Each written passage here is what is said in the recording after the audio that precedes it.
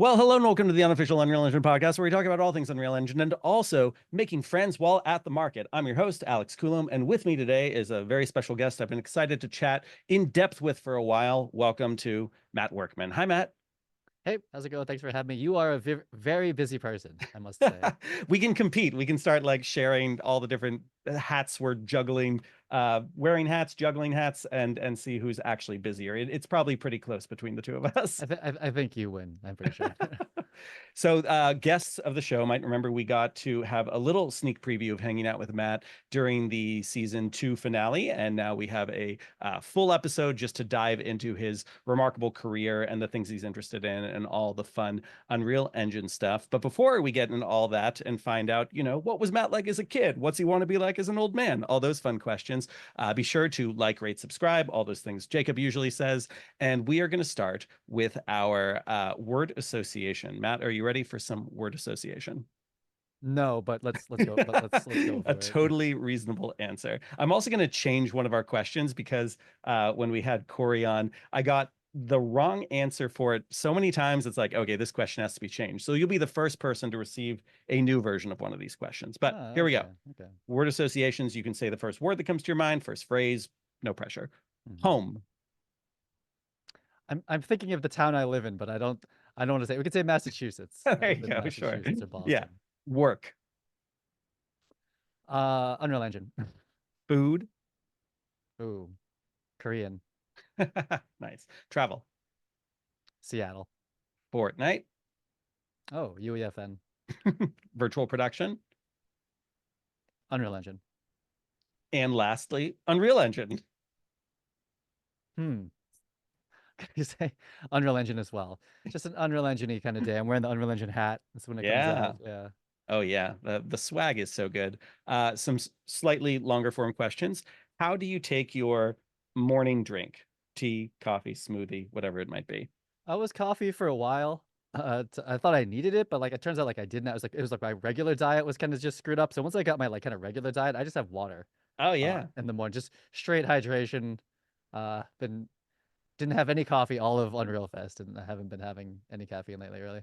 Yeah, it feels like people are getting off of this. And this is the question I had to change because we always had it as how do you take your coffee? And Hmm. so many guests were like, I don't drink coffee or I don't drink coffee anymore. So it's like we gotta generalize it a little bit. But to really answer the question, how do you take your water, Matt? Is it room temperature? Is it cold? Is it sparkling? It's coming out of the fridge. It's cold. I've heard like room temperature is better, Yeah, but I like it a little cold. Sometimes if I have it, like lemon juice or something like that, but just straight water. that's really funny. Great. All right. What is a book slash movie slash video game slash immersive art piece, whatever, that kind of rocked your world at some point in your life that you would recommend others check out? Oh, at some point in my life, I was like, recent. I don't know. I have it as like an email to myself to try to actually beat Baldur's Gate 3. It's like Oh this like yeah. seminal, like you have to play, just like, just massive. I ended up talking to like the cinematic director of that online and some other people from Whoa. Larian. I was like, but I only made it to like Act 1 and I was like kind of overwhelmed. It's like especially it's like I didn't play a lot of D&D growing up. It's just like kind of a thick game, but I was like, we need to finish this for the culture. So it's a reminder for myself. It's an email to myself to be finish Baldur's Gate 3. That's amazing. Uh, All right. And then what is your favorite time of day, Matt? I think lunch right now is pretty good. It's still Lunch. bright. I'm in the East Coast and it's like winter. And so it's dark in the morning, it's dark at night, but like right around noon, still, my studio's nice and bright, go down for lunch. Right now that's pretty good. Or picking up the kids from school, but still it's kind of dark sometimes by then. Yeah, that's funny. I think you're the first lunch answer we've gotten. I mean, it's a Hmm. totally solid answer. Lunch is great. And then lastly here, when was the last time you remember laughing? Like, could have been a dumb joke, could have been someone falling down some stairs, Schadenfreude, whatever. What comes to mind when you think of a time you laughed recently? Oh, I don't know. I feel like we just laughed like just a second ago. I laugh a Sure. lot. I don't really make note of it, so it's hard to think of anything. I think try to try to find something funny in almost like anything that I'm doing. Yeah, yeah, you're a pretty jovial guy. A lot of laughter over at Unreal Fest. And speaking of Unreal Fest, Matt, it's a couple weeks out now from being over there in Seattle. Tell me a little bit about your journey to Seattle, what Unreal Fest was like, what were some of the highlights for you, and also how'd your talk go? Oh yeah. So like practically I'm making right now like an iOS game. So I went there and I was just like, let's do all the Apple talks, all the iOS talks, of which there were a lot. And Tim Sweeney, his first talk after his keynote was on, the mobile app stores and whatnot, like Mm. independent ones. So that was like those are the ones that like had like actual, the talks with value for me, like that I could come home and immediately start to like, base how I would do the next year based on some of that stuff. And then most of it was just like if I knew the speaker, usually some like virtual production person, just go show up, hang out, and then just like every breakfast. I think we said this on like the podcast before. It's like breakfast, lunch, dinner every single time. It's just like you just pick a table, people, you just go hang out. Other people come in and just just there to talk with people. I ended and I mean I guess this is probably not surprising, but I got into some like really pretty deep dives with people from Epic and people I've known Mhm. online. It's like you end up missing a talk because I just sat next to like like Greg Richardson from Epic for like an hour. He's just like busting it out. He's like saying, you know, telling like a big long story with some other people from Amazon. I was like, this is like, where where else could this happen? It really wouldn't. And it's cool to hang out with people from Epic and just the community because like so many people are remote. I think Yeah. everyone's literally remote. So it's like it's really like the only time even Epic employees and like all these other virtual production people, if they're not on set with each other, it's the only time we like see each other. And so there's just like some I don't know. They feel pretty organic, like conversations happen, and you definitely like deepen like the relationships you've had with someone like Twitter or LinkedIn for like a couple of years. Yeah, I appreciate the fact that so many Epic employees get to attend, which isn't that common actually across a lot of other conferences coming right from Meta Connect. Like very few Meta employees, even the ones working pretty hard on, new headsets and things like that, don't actually get to go to Meta Connect. So most of the people you're interfacing with are just, other developers, which is great. But that merging of Unreal Fest between Epic Games employees and everyone working with Unreal Engine and Fortnite and UEFN, I think is a really special thing about it for sure. Yeah, they have like I don't forget what they call it. I was thinking like the office hours. They're just like they have to do all the Epic employees have to do their time at the booths, and it's like just people just Yeah. like run at them and like ask them questions. But like that's perfect. Yeah, and they're at all the parties and like they're usually the first people I say hi to at those things, and then but they are there, and it is definitely like it feels unique to be able to actually like talk to someone who's like, yeah, I'm the PM of like sequencer. It's Right. like Yeah. it's like Tiny little thing that millions of people now are using. yeah, like if I won't name like other companies who I use their software. It's like I don't know who makes certain segments of that software. But, like I know the PMs of like most of the different aspects of Unreal Engine that I use, and so that's feels unique. And the departments are like not understaffed or anything like that, but they're pretty small. They're pretty tight knit like units. Yeah. It's not as big as you would think as when you interface with like an Adobe or like some of these like other companies. It's like could they do they even know like the list of people who are like working on like some huge chunk of After Effects? It's like so with Epic, it's a lot easier to like actually find who works on the the part of the engine that you're interested in.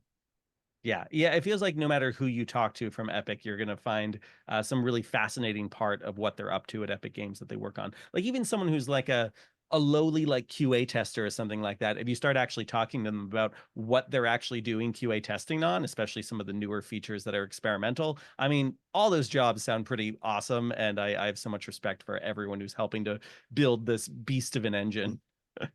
And they work hard. These people are I don't want to say tired, but they are working. It Yeah. is Epic requires a lot of their employees. They definitely you need to have a lot of energy and you need to be pumping. Yeah, and I haven't been shy about saying over the last year that ever since the layoffs that happened right before the previous Unreal Fest, like there wasn't a lot of hiring that happened again, and yet I know a lot of the Epic employees just had more and more things poured on their plate. So it seemed like some of the people there who were already quite busy, they now were doing the job of like three people. So a few of them burned out over the last year and unfortunately have left, but the ones who are still keeping on, I think the more we kind of cheer them and say like you're doing so amazing, thank you for your work, they do appreciate it. Yeah, yeah. I mean, I like know all the people, or not all, but I know a lot of the people that like got burned out and did move on, and but then some came back actually. There's Oh yeah. I forget who just came back. It was one of the like the motion capture people. He went off, did like animation for like a startup or something like that, and like a game company, and then he's right back in. Boomerang. Yeah. Yeah, yeah. Everyone's like, "Welcome back" on LinkedIn. It's like you did your indie break. I think he was there for like 15 years or something crazy. You know, Oh did all the wow. Unreal Tournament stuff, and then you know came back. But yeah, I feel like again, like a lot of the employees that I've like spoken to like in depth with, and had a relationship for a while. It's like there's like something extra that like keeps them going. Like they really have this like you would really need like this internal drive that like they're just like all the challenges that come in, they're like I'm on it. This is it's like something you don't want to make it like too personal because it's like it's just your job. But like I mean I never think about my job that way. But like I'm like that like is what I do. Like, kind of what sort of maybe too close to my identity. But like all the ones that I've talked to who's like really stuck it out and last, they have like this like really strong drive, and it was cool to like hear a little bit about that in person. Yeah, for sure. So I unfortunately did not go to any talks at all. So as much as I wanted to see yours, you are part of the Fair. long list of people where I was like, I hope I make it to this, and then I just have to be a bad person to everyone. But tell me a little bit about what it was like prepping your talk, and then what it felt like to actually be on stage giving it. Oh, it was pretty chill. It's like any like, tech or not tech, like an art tech conference. So it's like straight PowerPoint. Mine wasn't a workshop. Workshops are stressful. I've heard some I heard some like ups and downs of the people running the workshops, technically how challenging that can be. But just a straight kind of like slideshow with lots and lots of videos. So, try to make it like somewhat interesting to watch. And I just Yeah, give 10 tips that I've kind of just learned about building apps in Unreal Engine. And then leaned a little bit heavy into the Mac side of it because like I'm just like all Mac and yeah. iOS right now. Like my like main computer when I'm in Unreal Engine since I've been back is an M2 Mini. I Oh like man. I like barely go on my PC right now. I'm just like cranking on the Mac the whole time. Matt, we are going to talk about Mac development and Unreal Engine during this podcast. I have been pleasantly surprised since becoming a Mac user for, I want to say, really the first time since 1995, where we had Damn. like a proper Macintosh. Getting a MacBook proper, thanks to Eugene Chung for helping me with that process about a year ago, and now same as you, I feel like I'm actually using that MacBook as like my primary dev machine for Unreal Engine, and I never would have guessed in a million years that that would happen. I'm speaking to you right now on a Puget workstation with an RTX 4090, and like this thing can handle Unreal, and yet I don't need it as much as I actually think I do. Yeah, yeah. Like I had like a great sponsorship during COVID with HP, and I have two HP Z8s Yeah, with an A6000 and a Quadro 8000, which was like pretty good back then. And it's like, but so much to build for Mac OS, to build for iOS, to build for Apple Vision Pro, it's like you need to be on the Mac computer. And like I'm just like, these are the features I'm gonna go with, which is not nanite, lumen, megalights, and such. I don't use, you can't, not yet. I feel not like it's yet. coming. But even if it is like, um, I did like two, I did probably like 7 years of like development with like straight RTX. Hmm. It's like RTX GI. And then when Lumen came out, I was like, well, let's go crazy on Lumen, right? Like, so I'm gonna Oh build like yeah. an app that uses it. But all that's like very heavy. And like the most common, a very common thing would be users would be like, hey, this is great. It's like 20 frames per second on my computer, Right. right? Yeah. And it's like, yeah, Is it worth it? I could optimize more for sure, but it's like, it just turns out that you really need like the user of the things I build needs a very strong PC or a very strong Mac, MacBook Pro, MacBook, Max. Is that what they call the Max? And I was like, Oh yeah, those Max. those do okay, but I have with my last projects and kind of the next ones I'm building out. I was like, I'm trying to go back. I'm trying to have this like supported way back. So I try to build it like mobile first, basically, Yeah. and it's like keep it super performant as much as I can. And then so that's been like kind of like a new approach to it. Which for game devs, I'm sure they're like, yeah, of course, right? You should do that. But I've been so dedicated to like RTX GI and Lumen, Lumen all the things. It's like Yeah. being on the Mac now because I've stripped away most of that stuff. It's actually works great. The metahumans are working. Five Hmm. four animation's great. Um, yeah, I'm just chilling on the Yeah. Mac again. And I do have to thank you again for that hashtag Yui tip about metahuman hair and getting that to work well on the Mac. That was driving me crazy. And Yeah, I forget exactly what it was in the groom settings. Do you remember the checkbox offhand that fixed yeah, that? yeah. It's RBF interpolation. There we go. Yeah. That's like, yeah, I had a build of one of my games in UE5. I was like, hey, let's upgrade to 5.4, like all the, all this cool stuff. And it's like the hair was like, bow, just like died. I was like, so for like 2 months, we had a release of Cinetracer 2 that had had no hair. Oh no. I just turned off all the grooms for the Mac version. But anyway, we saw that. And it's I guess iPhones are fast now. Like iPhones, iPad Pros, they're like crazy fast. But like I have like multiple metahumans like animated and like having mocap with Yeah. cameras in it. I don't do lights. You can't do lots of lights. That's just not possible really to keep the frame rate. But like I have like multiple metahumans like animated and whatnot for iOS, and it's Yeah. been going great. I've been pretty happy with it. Man, this is fun because I already thought that we had a number of things in common, but this focus right now on like mobile and performance and kind of letting some of the power user features go by the wayside. That's also been a very big feature of 2024 for me.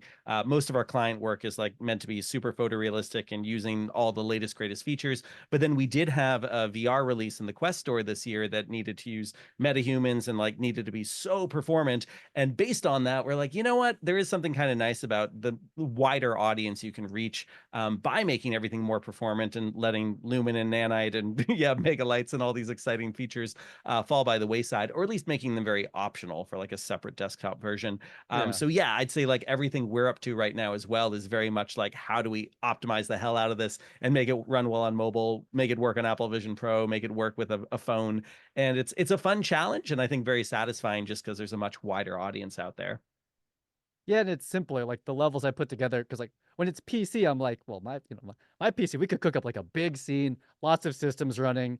But for the iOS stuff, like even for like an iPad Pro, which is like pretty powerful, it's like I just like the screen's smaller generally. You could, I guess, like whatever, like remote it to your TV or something. But most people are going to be holding like on set, honestly, the small iPad Pro, not even the big one. And Yeah. it's like we just have to design smaller and make it simpler. And there's something like really nice about that. Like I've been, I feel like my biggest monstrosity Cinetracer is just like it's just so many systems put together, Yeah. some RTX and some Lumen and like all this stuff because it's PC and people run it on like 39-inch ultra wides with Mhm. 4090s, and it's like that's kind of what we were going for here. It's like let's try all the things. It's been nice to just build like really simple levels, for mobile that are small. But I will tell you, I will say, designing the UI Mhm. for something that's going to be on your phone, which is like pretty Teeny pretty tiny. it's small, but it's also really wide. So it's like Right. wider Yeah. than 16 by 9. Yeah. And then an iPad Pro, which is almost 4 by 3, is not easy. And then I Mhm. went I went to a talk on optimizing the Unreal Engine UI for mobile and Um, learned a lot of things that I do very wrong when draw calls matter. Like every size box is a draw call or something like this.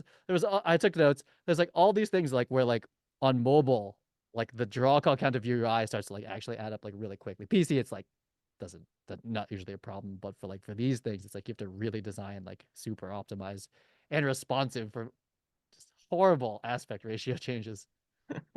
yeah, I've heard a lot of that as well. Well, Matt, I think a lot of our guests probably already know who you are. You're pretty well known within the Unreal Engine scene, but let's back up a little bit. Let's rewind. Maybe actually, let's start with like, if someone is meeting you at, say, Unreal Fest for the first time and they don't know who you are, what's kind of your typical way to, give a little elevator pitch of who you are and what you do and what you're interested in? Yeah.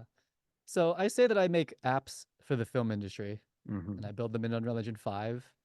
And then my background is in live action cinematography. So I worked in New York City and LA a little bit, filming commercials, so camera and lighting for commercials, a little bit of TV, a little bit of music videos. And now I make apps like for old me, like for when I was a filmmaker. Yeah. Like what would I have needed? And specifically as a cinematographer. So I'm building kind of like storyboard apps that have like lighting diagrams built into them, very Unreal Engine sequencer looking stuff. And then my latest one is an app for camera operators, which is like really niche, but they need it. They love it. I Yeah. like building it. And it's for operators to practice with wheels and some different kind of like very niche film industry equipment. But like it's like a training simulator you'd have for like a car mechanic or NASA. I met someone from NASA at Unreal Fest, Yeah. building VR simulators, for like landings or something. I don't know, something NASA, something beyond my pay grade. But I basically build that kind of stuff for the film industry. Yeah. How did you make that transition from just being someone in the film space to actually feeling like you had the desire or capability to actually start to build tools that would help people like you? Yeah, so like originally, like in high school, I wanted to work in the games industry at Blizzard No, specifically it's very to do, specific. yeah, to do cinematics because Yeah. I was like, oh, StarCraft, like that's great. World of Yeah. Warcraft, cinematics, like I still know exact like every frame of them. I'm like, that's really cool. Let's do that. But like back then, there wasn't so much of the internet. information on like how one would do that. I was just like, didn't even ask anybody. I was just like, I have no idea how that's gonna happen. Yeah. Um, so I always had this like want to do that in the background. But so I went to school for computer science. Mhm. Eh, didn't quite turn into games, but it was like enough. But luckily, my school had an internship program with New York City, so I went to New Ah. York City and I interned at like a VFX company, which then got me on set a little bit. And from there, I was like, never mind, no computers. Computers were really slow back then. I was like, let me just get a camera and we're Mm. gonna film stuff. Like that's faster. It's cooler. Yeah. Um, and got into that and did 10 years of just straight commercials.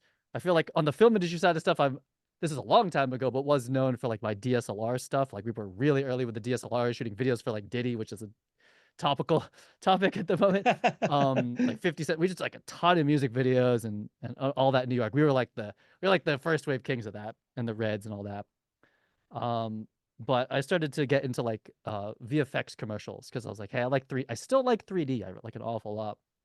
And I just started using 3D to plan and to visualize. So it's called previs. Just got really, really into that and like, would get like really big commercials based on that. And then eventually I was like, hey, what if I like turn these like 3D things I make like into a product? Just for like side money. Like not like I'm not gonna like do this full time was the thought. And then when I started doing that, after a couple of years, Epic Games actually reached out to me. Andy Blondin from Epic reached out and was like, hey, we'd love for you to do that in Unreal Engine. Uh, And I kind of just took like I was making 3D cranes and 3D dollies and stuff like that, still do. And I just like wrapped it into like a game framework, which I had no idea how to do it at that time. Called it Cine Game, and then the day before I released it, called it Cine Tracer, and it sold like really, really, really well. And Epic was also like insanely supportive. I would have to I could list like the number of things they've done to help that project and me during that phase. And at that point, uh, had two kids, I believe, had moved mhm, into this house. mhm. I built it like over there with a bunch of desks over there. Didn't have the Vicon system and all that stuff back then. And at that point, it became a choice. I was like, I'm making enough now that I could do that full time. And I just kind of stopped DPing at that point. Yeah, and do you miss being more of a full-time DPA, or do you find that the niche you're in right now is satisfying enough? Because you're probably spending a lot more time alone versus, being on set and being surrounded by people. Is that correct? Yeah, yeah. So like right before COVID, Hmm. 2019, I had like quote unquote director DP'd the like first like LED wall demo with the motorcycle for Epic. That's right. And I was getting like I'm sure anyone involved with that project, we were just like getting calls from like everyone, like Amazon, like Netflix, like all those people that were then we're gonna go build that studio like right now. So like there was the thought to like get back into production at that point. But then COVID hit, Yeah. and so the idea of like flying around the world and whatnot during peak first hit COVID, I was like, nope. And so that pretty much brought me back into programming. But then luckily this must have been during the boom of Epic as well. I think COVID was a boom for a lot of software companies, Oh Epic yeah. included. Yeah, right. So I was like, I told Epic, I was like, we just did this thing. I'd love to keep making content about this. Mhm. I was like, I need to do something. That's what this basement was born out of. So I was like, I was like, I'm gonna just make YouTube videos about virtual production, and they basically like, I don't know the word like whitelisted. They gave me the fastest mega grant that's ever been approved, I So believe. cool. I went straight to the person who approved it. They were just like, how much do you need? And it turned into like, a virtual production series. Yeah, like So cool. more stuff in this room than anyone should have. It was kind of like a wild time, but a wild time in my basement. But so that was me trying to like stay with production, during COVID and whatnot. Did some like remote consulting, but ultimately I was like, I'm still doing software. Like that's the thing. But almost got pulled back in, and then I did some videos in the Yeah. studio. Oh man. By the way, a little bit out of left field, but do you have a Vision Pro? No, no. I want just during during my era. I think I have everything, Yeah. and I have like three of them. I have, but recently I've been kind of like, if like you have, trust me, like when it first came out, I was following all that stuff. I was like, it'll be the deepest rabbit hole. Oh my Yeah. God. I was like, and like to me, I was like, I'm not sure I'm gonna make money from that just yet, like make a product from it.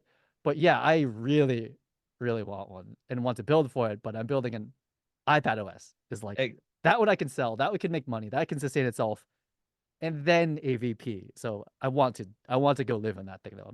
Very much. Yeah, there's a lot of reasons why I've thought about you when it comes to the Vision Pro. Of course, you are building for iOS, and people can port their apps over to Vision Pro. But also from the filming perspective, there's new Canon lenses for filming in spatial video in really cool ways. I've also seen DPs.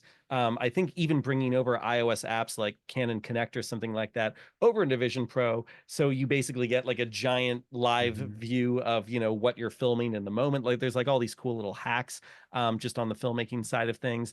But the other day, there was a Vision Pro film release called Submerged, and it made me Mm. realize that like there's this problem where so many of the people creating content for Apple right now, they just don't know what works and what doesn't work with 180 video and 360 video, and they're taking a lot of traditional filmmakers and putting them into this medium, and they're still kind of relying on their old tricks, which don't translate very well. And so I thought about you in this context because it feels like they need more tools and training systems that help them kind of figure out ahead of actually arriving on set with these new cameras they've never touched before, how all this stuff works. So could you imagine, a future with Vision Pro and starting to either be more involved with actual productions or even just on the training side of like helping people realize the full potential of what Apple is trying to do with its new immersive content? Yeah, I mean, like at this point, I would want to build apps for it. Hmm. And I've technically one of my apps in the tracer is VR, and there's a lot of VR users. I've built a horrible VR system for it, but it's like you could teleport around, you can move stuff in VR, and like you need like a killer PC to be running. It has RTX GI turned on if you want to, Yeah. like ridiculous. Um, Wait, real quick, you're packaging from the NVIDIA fork of Unreal Engine? no, it's the stock RTX GI. I have a 4.27 game, Okay, gotcha. and I have a UE 5.4 version of it now that people use. What's it called? UE VR Injector. People Right, have yeah. have custom ported that one, which is running Lumen Stereo, I believe. I have never even tried it. Yeah. Um, but my point being is that like PC VR for the film industry there's the intersection with the film industry and PC VR is like doesn't exist. Right. You would think from like some of like the VR scouting and stuff you'd see from like Unreal Engine promos that exist. It's not really too much of a market. I know them because they use the tracer and they have VR. But with Apple, Apple's very different. Like every DP that I know has an iPhone and has an iPad Pro in their pocket. Like that is what they bring on set. So if there was ever for the DPs a platform that would get them into XR, AR, whatever we want to call it, it would be the Apple Vision Pro, and probably the more affordable one that will come out in the future, the Air. So like I hope to be. It was one of the pushes why I've been moving into iOS so strong. Is like once that like is really there, I'd like to be able to like on day one like release that. And I can't. No one can. But I have worked with Apple before in the past, so perhaps there is something even more like tangible as that kind of comes out um, in the future. Yeah.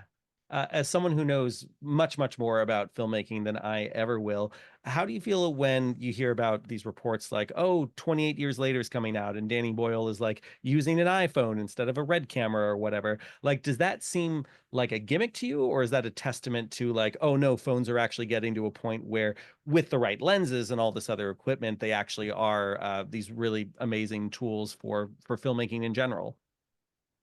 Well, for like traditional like cinema, I think it's a bit of a promo. Hmm. Even though he filmed that other movie on like the XL1 or something like that, right? Right. But if you look at like the greater content like TikTok and YouTube and whatnot, it's like the phones are better than a lot of those cameras. They're better autofocus. They're just easier to film with, and like the language of the selfie vertical video. I was saying on your LinkedIn videos like you need to film vertical. Yeah. That that is a real language Mhm. and is like, kind of the French New Wave of 2024 and whatnot. It's like I remember when first vertical video first came out, and I was like YouTubing with like Casey Neistat and those dudes, and it was like the first video like we take SLRs and flip them vertical, and it was like a full nightmare. But like I was like, oh, this is like, is this gonna stay? And like it certainly has. So like the Verite handheld of 2024, is in 16 millimeter. It's the phone. So like that is like the real film language, I think, that like of like the masses. And I remember I filmed a Crest commercial that was supposed to be like a selfie like this, Mhm. and we filmed it with like an Alexa. You know what I mean? With like a crazy ass rig, and like it's because it's a film production. But I was I think these days we would just be fine filming it, on the phone. I think image quality, they definitely have it. The sensors, it's smarter than any camera that's out there. There's like way more going on in there with the depth sensors and whatnot. It's just like it's not designed to be running for like an hour. It's gonna overheat. Heat's like its main issue, I think. Yeah, that makes a lot of sense. When you think about where this is all headed in the future, TikTok, social media, filmmaking, do you see kind of a trajectory for what's going to happen? We haven't even talked about AI yet, but how do you feel about the future in general for the filmmaking industry? I look at things like digital is it digital circus? You know what I'm Yeah, talking Digital about? Circus, my kids love it. Yeah, exactly. Yeah. So like, and there's a Garden of Bam Bam, and so look at this like pretty indie setups making Unreal Engine games, like super indie, like short experiences, and then they brought them to UEFN, and it was like exploded. This Garden of Bam Bam, my son plays that, Mhm. and then yeah, like just the cinema that they're creating, either in Blender or in Unreal Engine. And these are pretty small teams, and the numbers are there. So like, I think we've all heard the pitch of like, the next James Cameron is going to be like, born to be in their garage doing it. And I was like, I think this is like really, and to plug on religion, they're doing both. They're both sides of it, cinema and games. But it's like, I think that's starting to happen, and I think that there's sort of like a implosion collapse of old media. And this has happened before. It's gonna happens again. It's kind of just like, oh, we're gonna milk this until it doesn't work anymore. It explodes, and then something new is born. I was like, I feel like we're certainly in that. I feel on the older side of like, my old way is about to explode, and there's a new way coming. But luckily with Unreal Engine, I can kind of maybe jump on onto something new. But yeah, I think I specifically think of Digital Circus and its success and how indie it is, and then Mhm. Garden to Bam Bam on the Unreal Engine side, game side of it. I was like, my kids don't play too many mainstream games. Like I'm the boomer millennial playing World of Warcraft still. Like it's they don't touch that stuff. It's all this Yeah. like way new wave stuff. Do you still go back to some older games like World of Warcraft? I play World of Warcraft way too much. It's a brand new season right now. The world, oh man, the Ah. War Within. I installed it on my computer. Haven't paid the sub yet. Shouldn't. It's gonna do terrible things to my life. My family's gonna be like, Oh, "Oh no, he's back on the WoW." man. But yeah, I'm an old school WoW player, and it's the only game.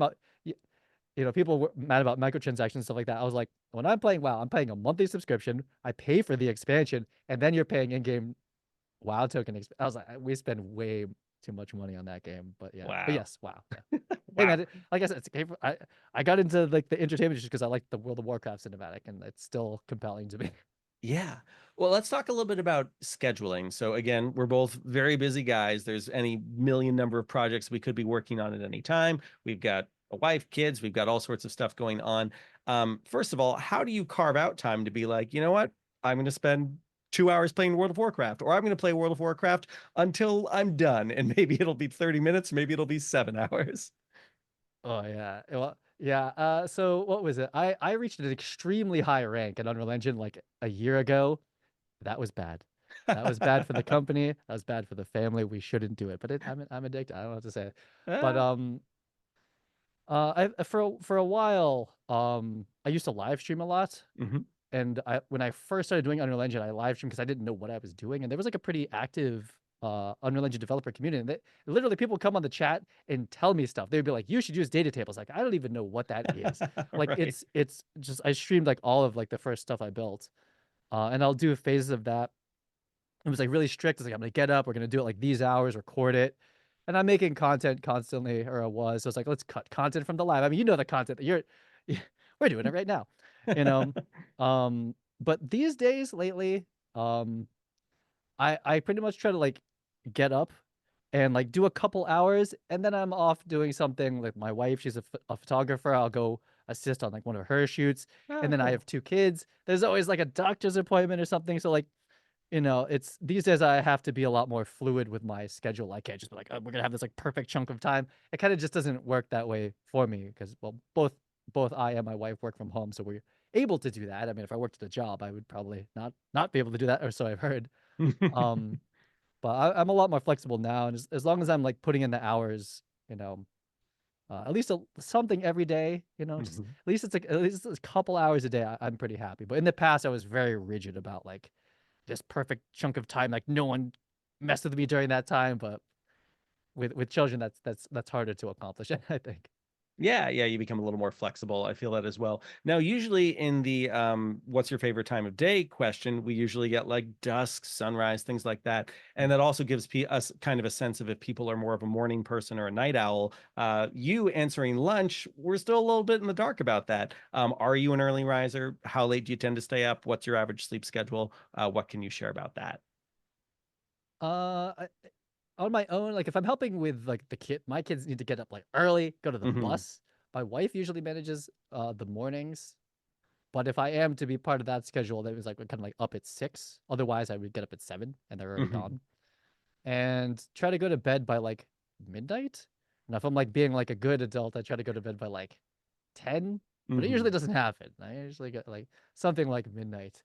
I'm trying to slot in like the like just put the kids to bed at 9 uh to midnight, play some WoW. I shouldn't Yeah, do it, but anyway, yeah, that's what we're like slowly carving carving out right now. Or yeah. Baldur's Gate 3.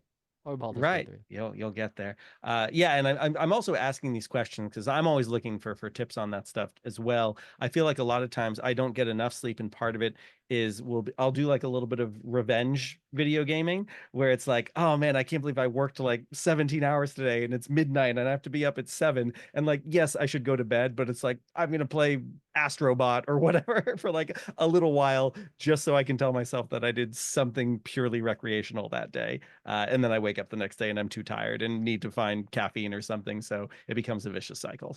Yeah, and you travel like so much. Like my travel, I mean, since COVID, like I just like ended it and then I like forgot how to do it. So Yeah. like Unreal Fest is like, and I went to like I think I went to GDC this year too, but like I was like that throws me off. I'm still like not back on the travel thing, but you were like just like after another. I need to sleep normally. That I get really destroyed if I'm like kind of off the schedule.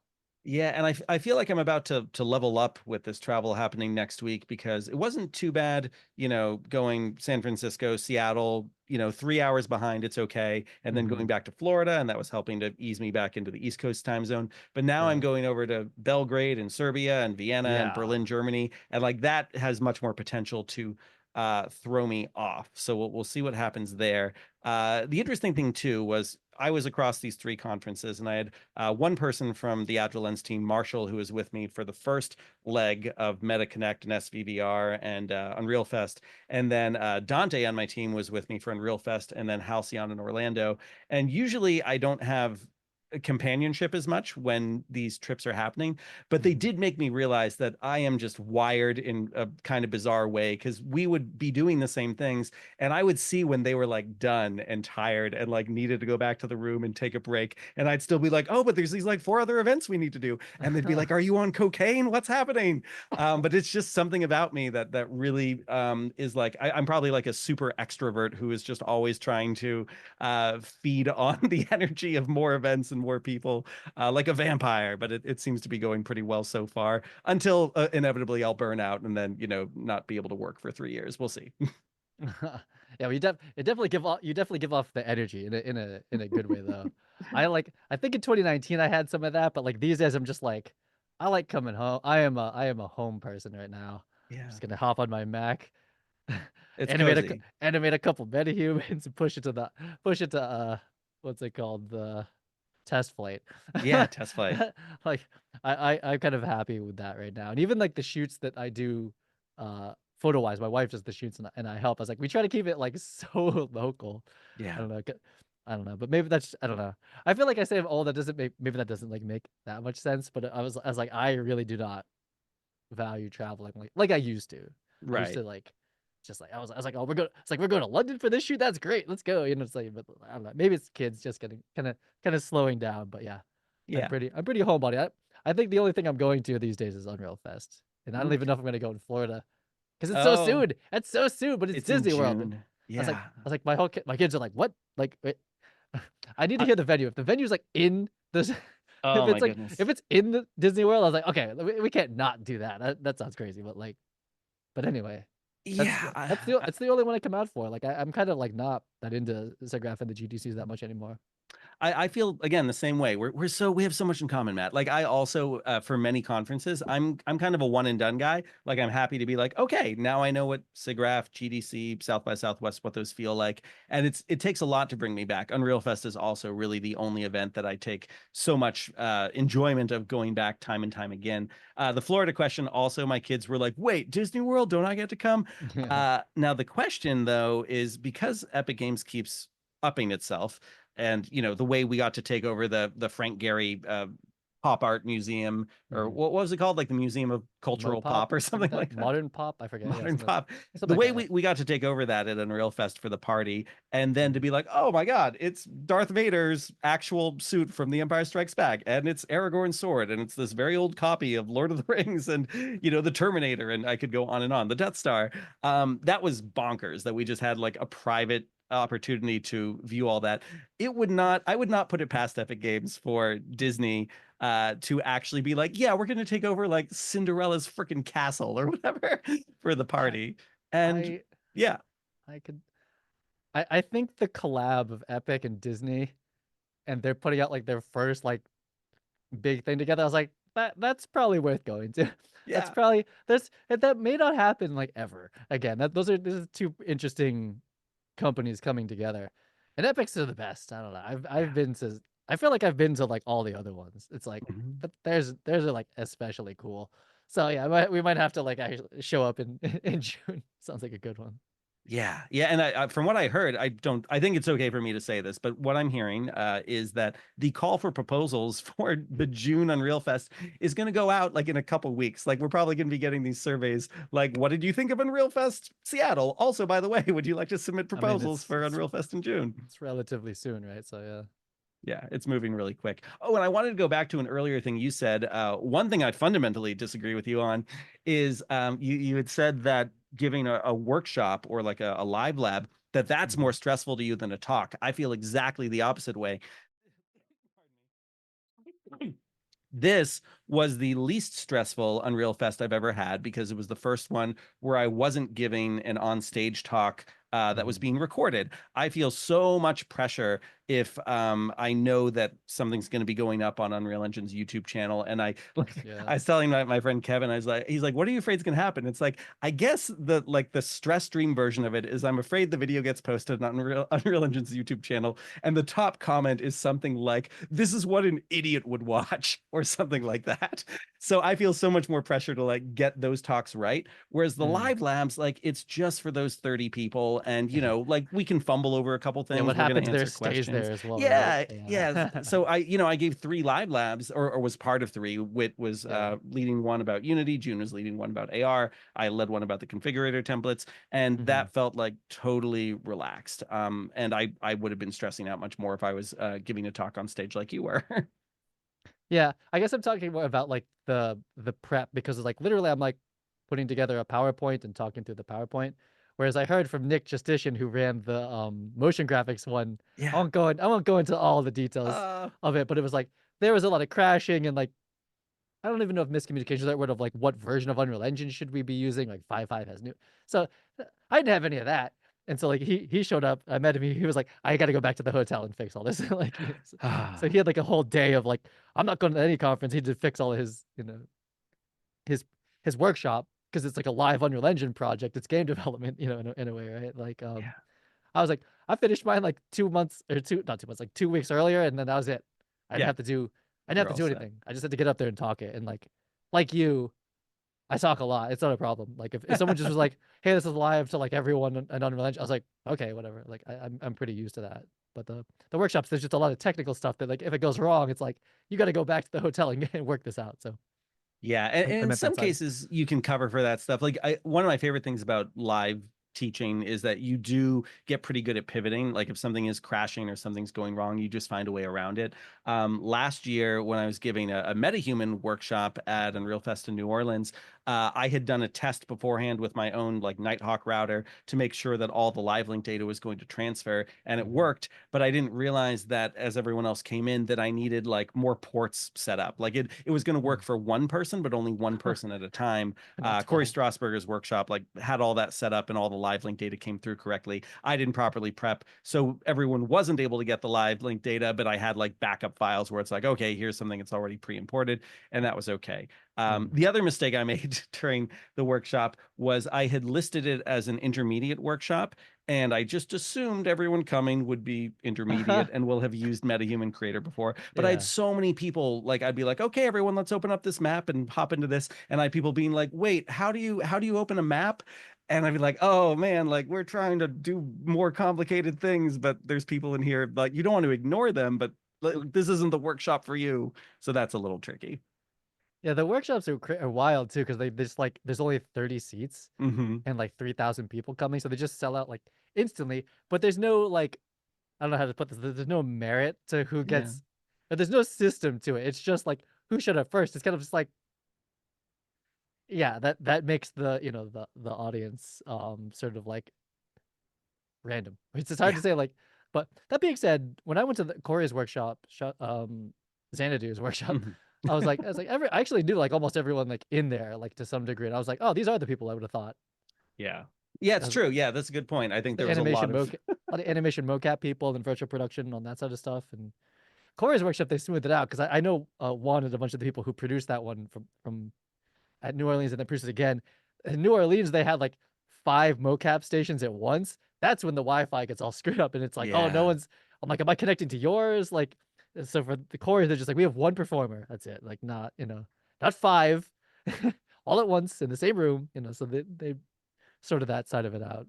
Yeah. And shout out to Brian Frager, who, very kindly was happy to be in an accent suit for like 4 hours and just do whatever was asked of him. People got to direct him, they got to make him do all sorts of silly things. It was great. Yeah, they put the second one over lunch, and I was like, I cannot skip lunch. So I was Oh, I sadly came at the end of the lunch one. I was like, I'm not missing lunch. I'm sorry. That's yeah. I was thinking exactly about the tip you'd kindly given our audience about what to do in Unreal Fest. Yeah, sit down at lunch tables, meet a lot of cool people. But I found myself torn a little bit with this Unreal Fest, and I wonder if you had the same issue at all, which was the speakers lounge this year. I don't think they did this in the past. They also served lunch in the speakers lounge, and sometimes damn. there were like Was it some good? little extra special treats, like some extra Damn. things that everyone else didn't get. And those were the opportunities to sit down with like Clifford the Big Red Dog, and like the big muckety mucks at Epic Games who just happened to be there in the speakers lounge. And so that's where you got to have some of these like much more kind of high level VIP conversations, but fewer people, and you're not as likely to sit down at a table with 30 really cool people all at once. So yeah, I Oh, wasn't sure if you were aware of that damn the FOMO. tension. The post FOMO. I never even went to the speakers lounge. But I could see that that would be the case. And there was the underground, the Unreal Underground that Yeah. like basically nobody went to because it was like really far out. I was talking to them about it like because I wanted the hat. I got the hat. Yep. You had to Yep. do all these things. They're like if you even come down here, that's that's the accomplishment because it's way out and it's Yeah. like to go that far. So the speakers lounge was the same thing to me. I was like, I just never. Too Anytime I far. would walk out, it'd be like, oh hi. And there was just never. I was like, I have nothing to do. I'll maybe wander up here. So I never actually even went up there. Yeah. The other thing about Unreal Fest is all of the. I mean, all of the like I'd say the secret meetings or the invite only like meetings. Like I used to go to the M&E ones, media entertainment ones. Those were happening. There's ones for automotive, and Hmm. there's a bunch of these other ones that are happening as well that you're not supposed to sneak into. But anyway, like so there's all these other like interesting talks happening or not talks, but like meetings as well. But Hmm. they are usually like there's usually some like yeah key people there, so it's a little bit more control. But if you wander around enough, you can you can kind of see those happening as well, and a Yeah, bunch there of was a bunch of lot. dinners and stuff. Yeah. Yeah, and there was a lot of that happening. There was some kind of summit, I think, the day before Unreal Fest started. And I made the mistake of not only accidentally sneaking into one of those, but also stealing their food because I thought it was just like available for anyone who's like, oh, I'm not like part of this group at all. Yeah. I've also typically been in this funny position where I've been like half Epic staff and half Yeah, like external person. I This consider was you staff when you're there, pretty much. Yeah. yeah, this was the very first Unreal Fest, including Unreal Fest Prague, where I wasn't given both a staff shirt and an attendee shirt, which took Hmm. some pressure off me because when you're there as staff, there is a lot more responsibility, and you're supposed to be more like representing Epic Games and not so much your own company. Hmm. So it was nice to just be in full attendee mode. I also didn't have to TA a bunch of the labs like I usually do. But yes, I felt like very like, oh, I should not be at all these like very clearly internal or like invite only kinds of things. I did get to do some stuff with the educators. They had a really lovely separate dinner for that. The AEC group had a really good separate dinner. But it is a little bit sad when you realize like, oh, there's someone who really should have been at this VIP invite only event, and for some reason they weren't invited, and you want to find a way to like bring them in. Yeah. Usually I know like one or two people who like went to it, so they can kind of give me like if anything happened. But it's like I've been to a couple of them. It's I don't know. The news gets around. I know that there's like usually like a couple like key insights and whatnot, but like I don't know. I feel like, well, especially when I feel like I end up hearing that stuff anyway. It comes back around. Yeah. But yeah, lots of stuff going on. I can't. I'm just like picturing like the Disney one. If you like walk into there's gonna be like stormtroopers and like Ewoks and like all this. Maybe I'm hyping it up too much. What's gonna happen in there? Yeah, I mean, there's so much they could do, and of course, like that's exactly what you're describing. That's what was in my head heading over to HalseyCon, the Star Wars event where we were showing this VR experience, because I spent that entire convention being like, oh, like what if this is similar to what Unreal Fest Oh, is and like next one of your year? posts like went viral or something. I didn't. Was that on Twitter? It was like, was it people Yeah, crying in the experience? people Is were that what happened? crying. Yeah, yeah, I haven't. That's cool. I didn't expect that post to go viral because it was just kind of like, hey, this is a VR experience we've been working on, and like I didn't even show any Yeah. footage from it. Yeah, it was just people But walking around. it's just Yeah. people walking around that you couldn't even really see, but like yeah, tears Yeah. in their eyes, and we got some nice testimonials from people. Hmm. But yeah, and that's an experience that I certainly hope that next year at Unreal Fest we're showing in a further along version of it. The short version, just for anyone who's like, what are Matt and Alex talking about here? We went to the Star Wars Galactic Star Cruiser experience back in July of last year. The Agile Lens team did a bunch of like scanning digital twin stuff of the experience. We started to put that into like an open source GitHub Unreal Engine project for people to kind of create a new recreation of this experience, which is now since closed. And we've also started to add in some like AI recreations of some of the characters. So what we had at this HalseyCon fan convention was a lot of people who either thought they would never get to see anything from this experience because it was very expensive and hard to get into, and them Hmm. getting very excited and emotional that like, oh, this is kind of what it was like, and getting a taste of that. Then we had people getting very emotional because they did do the experience, and they had these kind of spatial memories of like standing in a spot and being like, I was here with my dad, a year ago, and we took our last picture here together, and now he's no Hmm. longer with us. Or, Were or they all in they're like? Could they see each other, or were they like all in like one space, or were they yeah, like so within? in this version, it was all like a single player experience, and it was mostly just like I a see. Okay. Cool. architectural walkthrough with a Hmm. few little interactive things like lightsabers you could pick up and that kind of thing. Yeah. We're also currently prepping this year's version of Christmas Carol, which, going back to our earlier discussion, like mobile only, standalone, and that has a very robust multiplayer system. So certainly, once we've ironed all that out, we'll port that over pretty easily to the Halcyon experience. And not only do we want people to be able to be in there at the same time, but we've gotten to meet some of the actors who, were playing these roles in this immersive theater experience. And they are like very excited about the idea of going back into the virtual version of this world as their avatars, like as their Hmm. characters, and whether there's something scripted or they're just kind of walking around as their character, they're pretty excited to kind of have another opportunity to breathe life into those roles. Nice, nice.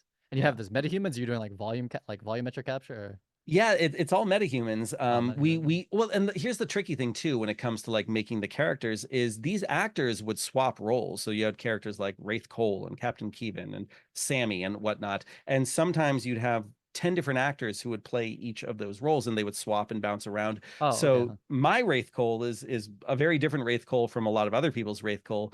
So you can like do the costume, but then the face is going to be, you almost want it to be like a little bit more generic so people can Hmm. project onto it the kind of character that they remember from their experience.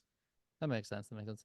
Yeah, I've always wanted to do like, well, I guess I have, but I still like just the idea of like metahumans in VR is still Yeah. cool. So AVP will be my next version of that stuff. I mean, I've got like the whole mocap system because I was like, we got to make like the metahumans move, but like where to put that, right, is like the business question, I suppose. Yeah. And speaking of things that have gone viral, how many people do you think have now seen you with a lightsaber bouncing around in your basement? Oh, I don't know. Yeah, a good amount. Yeah, it's funny because like I spoke for Vicon, who makes the optical mocap system. Um, I have at GDC, and then I went to like the Mocap Society like mixer, and like Yeah. so many people from like the actual like mocap industry were like, "Oh, we love your work," and just like I was like, I'm in my basement like doing something like what is probably horrible quality mocap, but I think when the pro mocap world's pretty small, Yeah. and two, like they can't really talk about it ever because it's like, Mm. yep, they're working on like Star Wars 9, they can't really. Right. I just, they'll never talk about it ever. Like literally, you'll never see the footage from it. So I think it was cool for people to see like their job kind of like being done in a more a somewhat like YouTube mainstream way. So it was cool just to see like how many, I think like roughly the entire mocap industry, because it's small, I think saw that video. So I think just that alone I think is was made that kind of project like pretty cool. Got to meet a Yeah. lot of mocap people. And you're certainly just making a lot of these tools and techniques more accessible to people. Like, obviously you've had your awesome Twitch streams where you're literally walking people through something you're working on, but a lot of these videos you're posting, it's just like you're saying, these are things that you don't generally get to see even as like a work in progress. Like, hey, here's the thing I did over 10 minutes, because so much of it is protected by, insane NDAs and IP laws. So yeah, I think there's so many things that you are showing people where that's the first time they've gotten to see it in a not polished, finished movie kind of context. So if I think about like why are some of the reasons why people get really excited about Matt Workman, it's because of all these ways that you're kind of educating the masses about what's out there and what's possible, especially what one person can be doing in their basement without a 300-person crew. Yeah, yeah, that is something a lot of people tell me, especially like when someone like comes up to me at like Unreal Fest or something, like it's like, and they know me, they're like, hey, I love your thing. I'm just like, I wonder like what part like Yeah, we're talking about. Like it would be different at like NAB or Cinegear or something like that right. than at this. But yeah, there was a lot of virtual production people that are like, they're like, during COVID, you're the first person I ever saw do virtual production, and like that's what I do now. I like have a volume, and stuff like Yeah. that. I was like, that's great. I was like, I'm still down here on my green screen, these two little Right. things, and like Yeah, my no little, one has sent you a volume yet. It'll happen. Epic was we were going to. Um, but yeah, so it's yeah, I think that's what it'd been. It's like it was a lot of like baby's first virtual production, which makes the project I did with Epic and the Mega Grant, it was successful, I suppose then, because that was kind of the I was like I need to just like make something, but I'm stuck in my house, and they're like, okay, here you go, like Here's the thing for your go for it, house. yeah. Yeah, so I guess that was a successful venture then. It worked out. Yeah. Yeah, that support is so great. And do you ever let your kids come play with all your toys down there, or is it pretty locked down? If they want to, they kind of don't care. I have some picture of my kids somewhere when I was doing like green screen virtual production stuff with like the camera tracking. I rebuilt like a Minecraft world, and I was Mhm. playing the drums in it. And Ah, we have like a family photo from a capture of that of my kids being in like the Minecraft world. Like that's pretty much it though. They kind of don't care because it's that's really like funny. what their parents do. They're like, ah, okay, whatever. Like, Yeah, they so don't but realize how cool their dad is. Do they seem to be headed in a direction where you think they might want to be involved with some aspect of their world, or are they like, no, I'm going to be a ballerina or whatever else? yeah, my daughter does do ballet. There you go. Um, Yeah, my son's like pretty technical. I tried to, I kind of like forced him into it a little bit, So he's I think he's rebelling by only working in Blender. That's fine. Him and his friends are making like a Blender, movie, short TV show thing, you know. So he's like, I'm not doing game dev. I'm doing movies. He's doing Wow. again. I'm looking at Digital Circus and like a lot of these things. I was like, I gave him quite the PC to work on too. He can cook on that thing. But yeah, he's into 3D and stuff like that, but not specifically Unreal Engine. And we did start with Unity for quite a while because it's like kind of like some people consider it more approachable in the beginning. I don't know. Yeah. Yeah, I debate that a lot with my kids because I threw them into the fire pretty quickly with like, here's how to do blueprints in Unreal. I Yeah. didn't go quite to like C++. And then we kind of dialed it back a little bit to be like, here's some UEFN stuff. And I've also thought like, because I also come from a Unity background, like there are some Yeah. things that are simpler in Unity, but I'd rather just like have the whole Unreal Engine ecosystem seem familiar to them, regardless of what they want to do. So I'm not trying to like pressure them to become, VR developers or anything like that, but I am trying to at least make sure they understand how powerful of a tool Unreal Engine is. And there's like 100,000 careers that they could decide they want to do someday where this will be a valuable tool in their toolbox, so to we speak. could we can expose them to it, that's about it. my, Yeah. my son does do like coding classes and stuff. I forget what language, they're just like all around coding, so it's like JavaScript, PHP, that sort of stuff, just like general programming, and it's like whatever you want to do. I feel like everything is like so accessible these days to learn too. It's like if you want to deep dive into like any tech stack at this point, it's like there's going to be some influencer trying to sell you a course on it, and it's probably pretty good, and you can just pick it up, right? It's like kind of like this more like the general interest and like where you want to deep dive. If they ever want to get into Unreal Engine, they surely could, or Unity, or like any of these things. I think these days it's like pretty accessible to like to get into that stuff. Yeah. One debate we have quite a bit on the podcast is going to school or buying courses versus being self-taught. Now, you've got a pretty interesting mix of like filmmaking and computer science, and then obviously a lot of things you're self-taught in as well. What's your kind of philosophy and like how people can actually break into these spaces? Like before COVID, right? Hmm. So like specifically with film, and I think even with software, because you couldn't work from home back then. Um, you really you needed to have moved to a hub, right? So Hmm. like I moved to New York City like the day after I graduated college. People I know moved to LA, that sort of thing. I was like, kind of a cliche, but like when I moved to New York City, the only way I was getting on sets was as like a PA intern on like, because there were so many, Hmm. you know. And I think it was the same with the games to some degree, and anything like that. It's like you had to work there in person. So that's what I would have said. I still think that there's probably some validity to that, but now everything is so remote in Hmm. software. For film production, you obviously would still need to be like there, but like I don't know, it's very different. And we look at sort of like the possible erosion of entry level jobs, which is why you would have moved to a sector or to like a hub before, sort of not existing at the moment. Though we're sort of on like the collapse of, we're in like the growing and collapsing of the universe. We're sort of on a collapse at the moment, and consolidation and mass layoffs and whatnot. But it's hard to say that. Like, does it make sense to do that, or like do you have to like actually get extremely good at some skill before you could even attempt that? So I don't know. And I'm looking at my kids; they have a certain window before they're going to college and have to figure that out too. It's kind of like I'm not sure, but before COVID, I would have been like, you need to move your ass to New York, LA, if that's the type of stuff, like Austin, somewhere like hubby where there's Yeah. lots of people and more opportunities. But now it's very different with remote work. Like Yeah. can kind of be anywhere if it's software side. Yeah, and the jobs that I think a lot of people assume like absolutely needed to be site specific do have some remote options.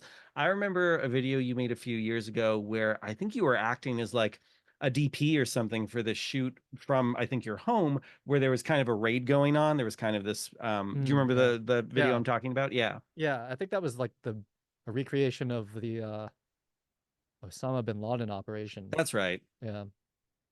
That was What was that cool. like doing that remotely? Um would have been nice to be on like a volume with that with the Mhm. director and whatnot. Sure. But it was pretty cool.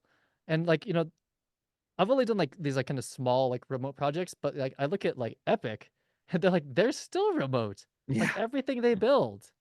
I mean, they have to get together sometimes like in person for like some of these like on-site things, but like the whole engine and Fortnite and UEFN, those people are like everywhere. It's Yeah. completely remote. So like they're like, fully dogfooding the like remote capabilities of Unreal Engine, and also just how you structure an organization that big and push that much code. Yeah. But I'm just one person. I have no how you run a machine that big remotely. I'm not sure. I'm still just a company of one person because I'm afraid to hire people. I've hired contractors, but it's like I can't be responsible for another human. It's a it's not really uh not my specialty for sure. Yeah. Yeah, not yet. Um, Amazing. How are you feeling these days about UEFN and Fortnite? Do you feel that because you made an amazing little, again, kind of like educational tutorial map that takes you through like cinematography and that sort of thing, and there's a film set. Is that something you want to continue to work on? Do you see benefits there? Tell me a little bit about how you're feeling. Yeah, so I was in the UEFN alpha because I was like hard into metahumans at that point, like Hmm. doing all the VTuber and Vicon stuff with metahumans. So they kind of brought me in. It was kind of like, what would you use this for, whatnot, talking about some of the business model stuff. But I was basically in there. I was like, I just put my mocap in there. I was like, here it goes. I brought in like a custom metahuman, and I was like, we really need like regular metahumans in here. And I kind of left after I built like a map. Um, these days I'm like, I get invited to all the UEFN things from the alpha and whatnot. Like, no, like I feel like I know like all the creators from it. It's like, but from a business model at this point, um, because I have like a pretty big like following of like Hmm. customers who would whatever I built, I think there's like a decent number of people that were just like, sure, try it, let's go for it. They would give it a shot. But Yeah. like converting people that don't play Fortnite into UEFN maps that are free is like Hmm. impossible. It's like Right. it's really really hard. It's just, it's on your Mac or your PC. It's like 100 gigs, something like that, to download, which is like that's already it's already pretty rough. Um, and then you have to put in this like kind of phone number that like, let me tell you, no filmmaker if knows where to put that number. It would be the amount of like just help I would have to get people to do that. It's like, so the acquisition's hard. There's a ton of friction getting them in, and then like it's still like coded with, it still looks like Fortnite, which Right. a lot of filmmakers like will not bring anything that looks like a game on set. It can't Hmm. look like a game. So like all the stuff I build has to look more like appish. What? So like those are all like the friction things, and it's getting paid from it is certainly like another question as well.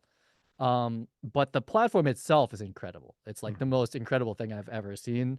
And I would have like a couple. I was with a lot of epic people for 30 days doing this LED wall shoot for a while. So we had a lot of Yeah. demos. So as I was just telling them, I was like, I'm so sick and tired of starting up my own perforce. I don't want to Right. have to source control. I was like, Hmm. remote. Have you ever set up like a remote multi-user perforce? I was like, Ugh. please never, please no. And so I just like tell like all these things. Like I just wish that like that would be managed. I wish that you guys would do that in Epic. I was like, I wish you would do that so I don't have to do that. And that is literally what UEFN is. It's like your whole Yeah. project, boop, onto the So cloud. easy. Everyone can push it down. When you hit build, you don't really, their server builds it for like all the platforms for you. So Yeah. much of the basis is like it's natively multiplayer. It's amazing. But as it stands now, it's like I can't really flip it. I can't really use it as like a free web hosting perforced Unreal Engine instance, but that's what I Right. would like to use it for. That's like the Vision UE6. So it's like I forget how many years it's they said that, and it was like supposed to be like it's like 10-year vision, and it's now like we're like 4 years into it or something like that. Hmm. So by like 2030, something like that. I feel like, that was how I would want to build all my things. Though I really, and I know they're working on it, but we need iOS so hard. It was one of my main takeaways from the conference was that it's like, yeah, we're putting it on the Apple Store. Sorry, it's like that's just the only way in the US that we're gonna get that out there. But once it's as accessible as Roblox is Hmm. on cross-platform, and like you can just straight charge for it and all that stuff, it's like the perfect platform. Just Roblox, but it's Unreal Engine, and you can Yeah. strip away the Fortnite battle royale. But so I both like it's like the future for sure, but it's hard for me to build my product there. That being said, I'm building stuff there to kind of like prepare for it. But like at one point it was like, hey, UEFN's out. What are we gonna build? I'm building Cinetracer 2 and UE5. And I did that for a year. And I was like, okay, we kind of came back and looked at it again. I was kind of like, you guys, it's not gonna go on the iOS. So I was like, I'm gonna build an iOS app right now. It's like, so I keep kind of coming back to it. I'll probably build some stuff kind of for fun, but it's not quite there where I can put my business like full time into it. But I think by like UE6, Yeah. hopefully that would be great. No more Perforce for me. I Ugh, won't have to I set up my know. own Perforce.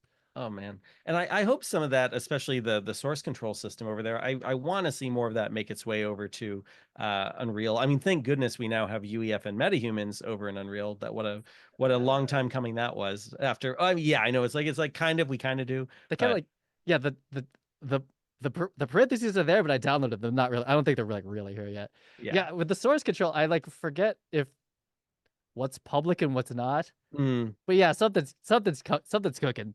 Something's cooking on that front. So that's good. Yeah. yeah, for sure. You were making me think also of because you get involved with so many different aspects of Unreal Engine, you're over in UEFN and you are kind of this one man army. Do you do anything to make sure that how do I phrase this? That you know how to go back to old projects and like pick up where you left off. Like, do you have any kind of institutional knowledge base of like Google Docs or videos that you make just for yourself where it's like, this was a really complicated thing that I had to do and I Yeah. need to remember how to do it 5 years from now? Yeah, so I mean, I try to comment, I try to build like logically with Yeah. like class names, and that's tough to remember, like, how all the systems work. I mean, the answer is no. Anyone has, I have to relearn my old code base. There's no question.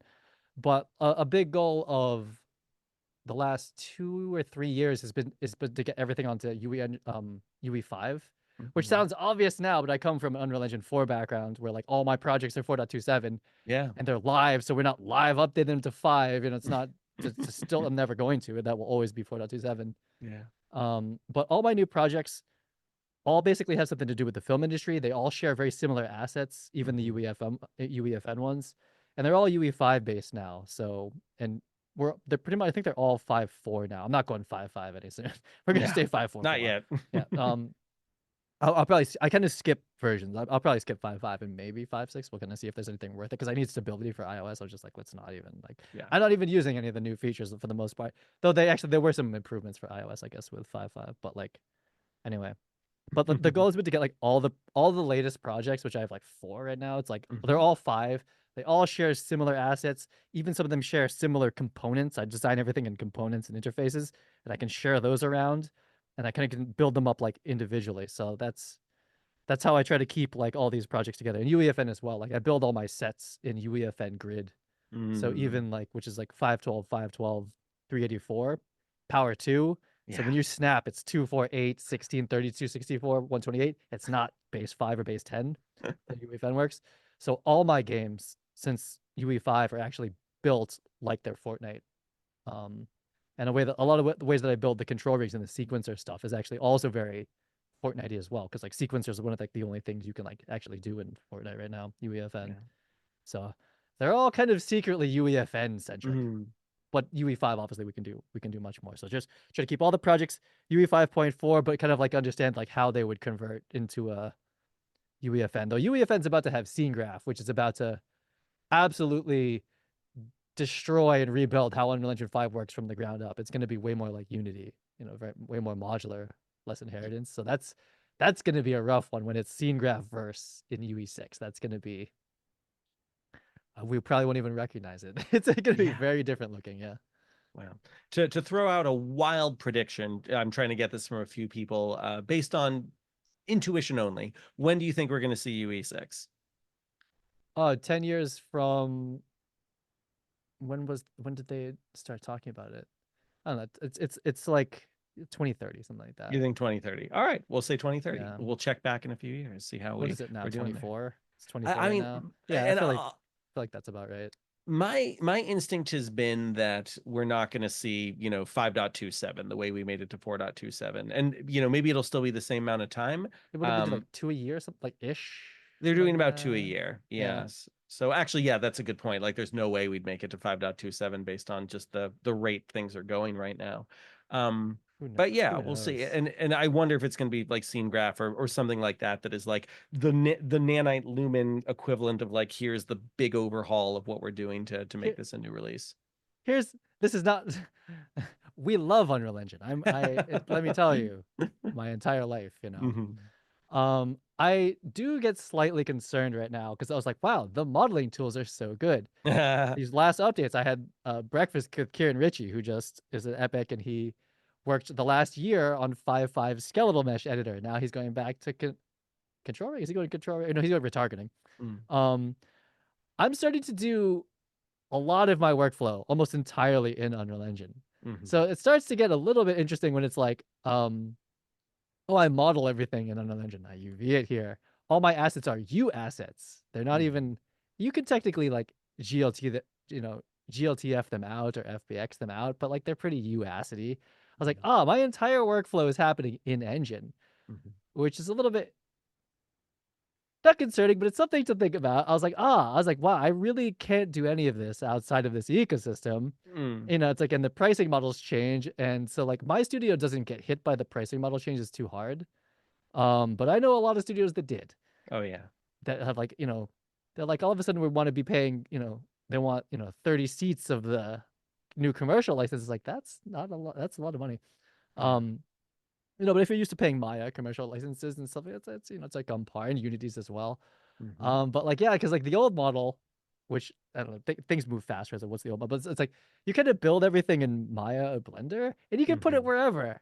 And I Right. still kind of think about that, but it's like, but as the tools become more and more specific, it's like you can't really like. If, I think eventually you're not gonna really do surgery on metahumans outside of the ecosystem. It's already Mm. close to that, like because they didn't have to make that. They didn't need to make that metahuman DNA Right. The Maya plugin. stuff. They didn't need to make that. They did because like that's what the industry was using. They're still like animating in Maya. But like eventually it's like all those tools are only in engine. Yeah. And so that's a that's a slightly different ecosystem. But I think that's the way that it's, there's efficiencies there for sure. And if you publish an Epic Game Store, you don't pay the fees and whatnot. But it's certainly getting to be quite the Walled garden kind of thing. yeah, I'm not sure even if wall guard is the right word, but it's certainly like all in one place. And One it's stop like, shop.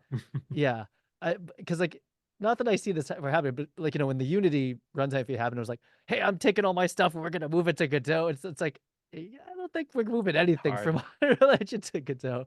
Not really. It's like I'm building from scratch again, So it's like, it's interesting is that is this ecosystem becomes like so like it's so powerful that you don't have to leave it, but it's like, oh wow, I'm like completely dependent on it.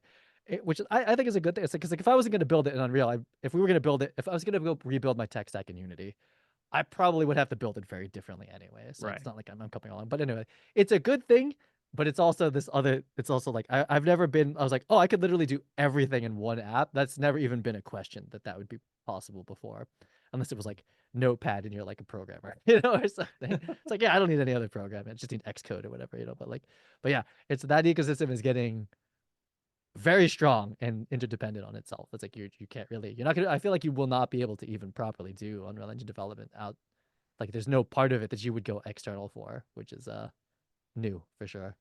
Yeah. Yeah, it's a blessing and a curse for sure. I think these are valuable things to be concerned about, especially for anyone who's working for a company where they do feel like at some point they might feel overwhelmed by licensing fees and everything happening now with Fab and Quixel. I also heard that it's actually the way metahumans get distributed, like the licensing for that's changing as Oh, well. we're It about to adds hit some a whole, complexity. yeah, a month from now when when Fab is like out, or let's give it a year. Mm, I think it's going to be very different. I think the next, if you look at how fast UEFN works and updates and how much like the business model changes like that, that's going to hit Unreal Engine developers, and it already has been. It's like that speed of change is going to increase over the, like, yeah. because like they're not a public company, but they have a lot of investments A lot of from some big investors. companies. It's like there's going to be a lot changing, which I'm down for, But like, yeah, I think it's going to be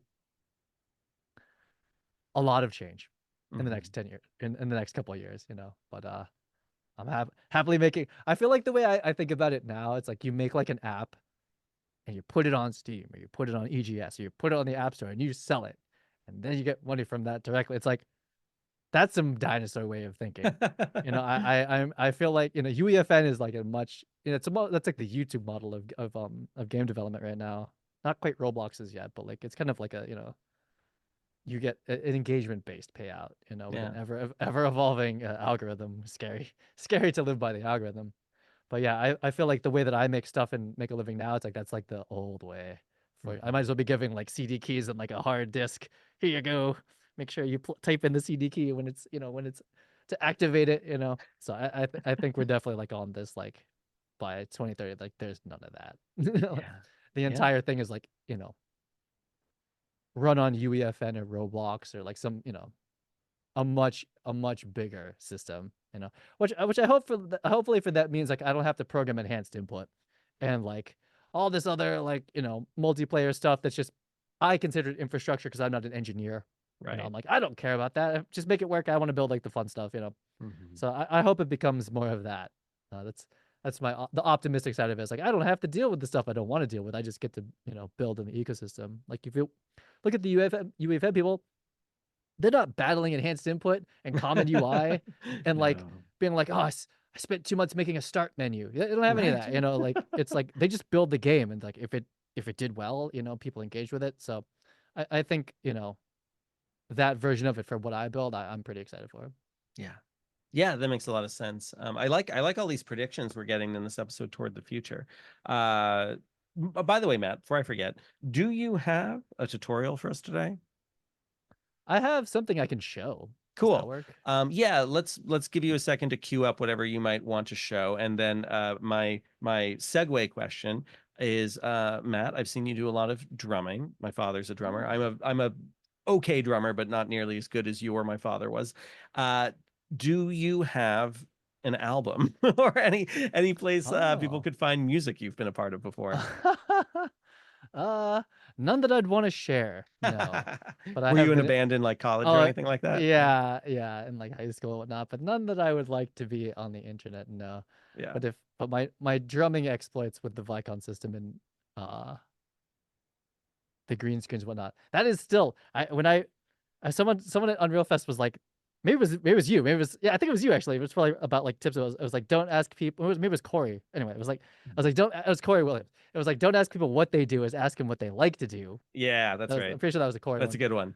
And I was like, so like anytime I met with someone, I was like, yeah, I do all this like blah blah blah blah blah. But like, but I what I really want to do is like music in Unreal Engine. Yeah. And like, I mean, that's a whole genre. It's like, having Mhm. like, it's like, and it was interesting how many people also vibed with that. They were like, yeah, yeah, like, if I could really just do anything I wanted, I was like, that's what we would do. I was like, hell yeah. Because people who come from live events in Unreal Engine, it's like that is what they do, touch designer and stuff like that. But it's like Mhm. another band. But I was like, yeah, yeah, we just want to get like instruments and like jam out with like, visuals happening. That is, and there were a lot of people who were like, oh yeah, that's actually where I come from. I was like, me too, kind of.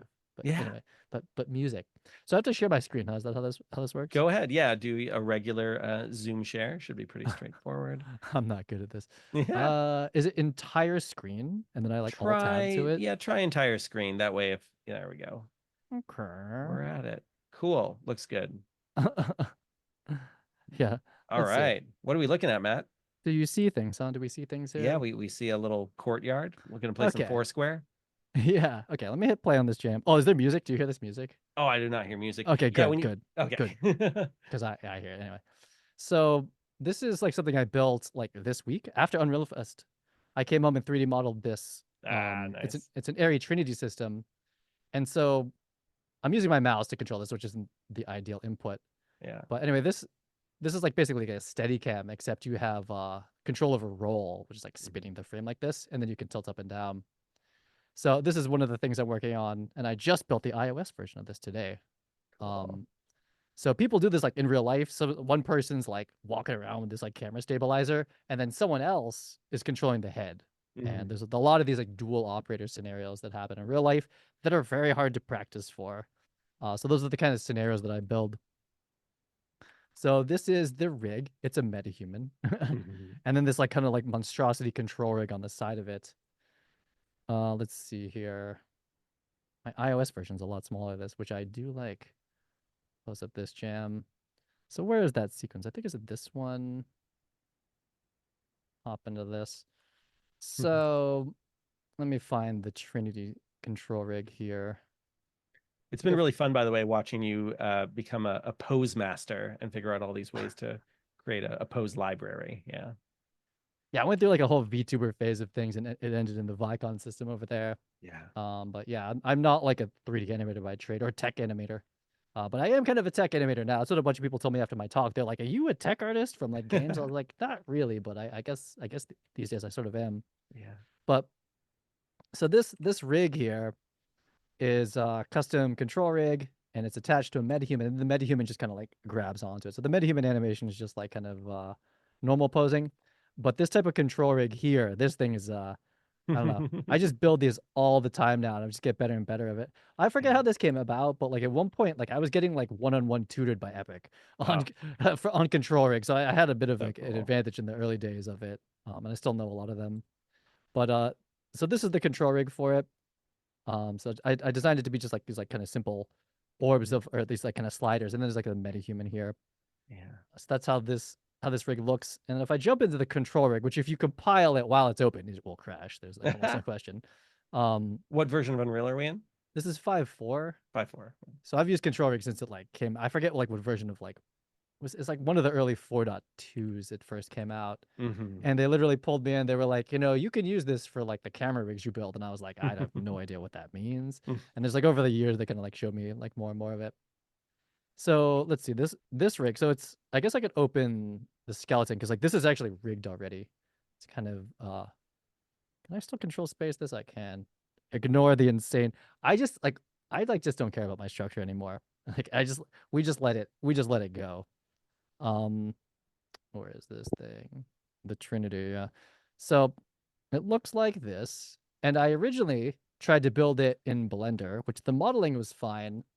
And I tried to rig it in Unreal Engine with the skeleton, but I couldn't get it quite to work. But more and more, I believe that we can just basically model it wherever, um, and then do all of the skeleton authoring in the engine itself, which is it saves like so much headache because it's like there's scale, but then there's also like which way is forward, which is like like in and which way is up is different in Maya and Blender and whatnot. So it's like just skipping all of that stuff when you're building out really crazy rigs is really nice to do that in engine. But I wasn't able to pull this off in 5.5. I tried. But it's basically this like kind of cascading. I think if I showed this, all the bones, it's basically like a spine that's going up here. And the way that this like these are supposed to be like spring arms, which I'll eventually model them out and rig them more correctly. But like each one of these sort of like counter levels itself. So like you would like rotate this, which this would then do the inverse. Same thing here. This is the inverse, and it keeps it level. And so this thing is just like a kind of like a mess of like offsets and constraints and like counter levelings. And then on top of that, this thing is doing like gimbal math, which is basically like if you it'll try to always keep the horizon straight. So like if you spun the whole stick to the side, the inside would counter rotate that. So there's just like a lot of like kinematic like skeleton math that goes into building these. And I've just been like getting better at building these like over the years. And this is my latest one. And so this it's basically it started off as a lot more controls, but it turns out I could pull it off with less.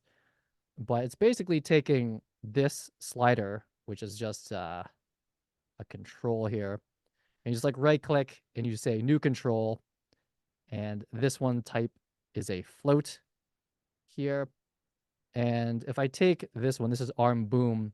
Control Rig has its own full node system that like regular Unreal Engine is still kind of catching up to. Like incredible. Like these are things that would require like regular blueprints, like way more nodes and to be like way less readable. Just Yeah. the fact that it has the min and max built into it, and then the remap. It's just like there's so many things like that in Control Rig. Control Rig is like advanced Unreal Engine blueprints. Like it's just way more evolved. It's like super nice. Same with PCG actually too as well, and meta sounds and any of the new systems are like all the new blueprint systems from scratch are like incredible. But this thing basically just feeds like a ton of rotations throughout this skeleton. So basically from this like one slider, which is this blue thing here, it just drives all these rotations to keep this thing level. And I'm using that right now to drive the kind of boom arm here, which I'm sure is absolutely tiny on whatever format this is played back in. Um, but that's And, basically the double spring arm mechanism of a Steadicam arm for the most part mm. built in there. And real quick, Matt, do you try to make this like as accurate as possible for a particular manufacturer specification, or is it Yeah, just yeah, cool. yeah. Huh. Most of these are modeled to like as close as you can, Wow. and as close as it matters. Like if it's like a little bit off, it's not a big deal. But like yeah, these are all built like as close to scale. Some manufacturers send me like their actual CADs. Oh, cool. Um, but then I usually have to simplify them to actually make them work. Hmm. But just Yeah, you like don't learn need every nut and bolt. but like basically like I used to do or, the old workflow. This is from a lot. I mean, maybe probably some studios still do this, but like you would do this in Maya Mhm. and build it all there. But like the round tripping, getting the animations back into the engine and then changing that stuff at runtime would have been like Mm. kind of impossible. It would have been like extremely difficult. Unity's actually pretty good at building this kind of stuff too. But I mean, like this stuff now, I moved this completely into Unreal Engine and has like changed like everything. This is like every single rig I build is like this. This one's just doing a swing here, and I'll put it like in the position that ends up happening. This is doing like a double elbow on Mm. this. I need to build like the IK version of this later, and then this one. And so like what's happening? I'll go back and show it on the person. Is that like after all of these rotations are happening, it's keeping this pivot here at a perfect 90-degree angle. It's always facing that way. And this enables me to when we spin the post from here we're actually auto leveling the roll here. So like anytime we see like a roll head like this inner ring rotates to keep the horizon level. That's like the whole goal of most of these camera stabilizers is like you can just move it however, but like the horizon stays dead perfect unless you manually offset it. It's like the goal of most of the gimbals and stuff that's out there. So this took a lot. This took me a while. I like kind of think about building things like this for a little bit, and then after Unreal Fest, I was like, oh, we're gonna like build this now. And so this is the first rig I built after Unreal Fest, and it's been like really popular already. It's already live on the Steam version of the game, and people are using it. Yeah. Um, and this is it like in action if we like put it in the game, and then we have to have the metahuman like animate with it and stuff like that. If we just like, I'll just try to like have it try to keep it somewhat stable. At some point, he's going to flip it into low mode, and it's doing like all the gimbal math and all the spring stuff and whatnot. So it's technical animation plus Wow. um, kind of like live control programming. So there's multiple things happening here. Like one, there's a sequence playing this animation, but then on Mhm. top of that, there's live control of the exact same rig, Yeah. which is pretty cool to be able to kind of combine those two things together. So it's not so much like a tutorial, but like this is like Great show literally, and tell. yeah, like literally the game I'm building. So Yeah. it's like half control rig animation, half live animation on the same rig to Mm. simulate, a pretty complicated like mechanical kind of machine. And it uses metahumans. I try to use metahumans on like everything. And I Yeah. just built out the iOS version, which came out like really pretty good too. But I can't show. I'm on a PC right now, but it came out nice. So cool. Matt, you're also getting me thinking with this. Do you have any kind of background in robotics or doing like more tactile physical versions with this kind of stuff? I have an interest in it. I feel like the film industry is a little bit like robotic. Like there's like Sure. I was always into like motion control, it's called. Mhm. So you would program like robots, especially like a bunch of rotations, it's like and it gets the camera from here to here, but then it can repeat that move over and over again. I've done a lot of shoots like that, so my mind is inclined to do that. And that's how I got into previs, is like we would previs like remote, motorized camera moves.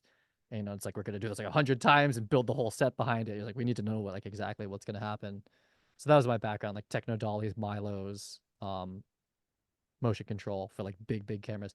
And so a lot of that like knowledge is how I build these as well. But it's like, yeah, you kind of have to understand like certain kinematic like solves, IK solves, and like how like spring arms are working and stuff like that. And then Unreal Engine takes it to like another thing because like typically for technical previews, you would just like animate it and just it's just a play blast in Maya is like how a Yeah. lot of it works. It's just linear. This you need to live control.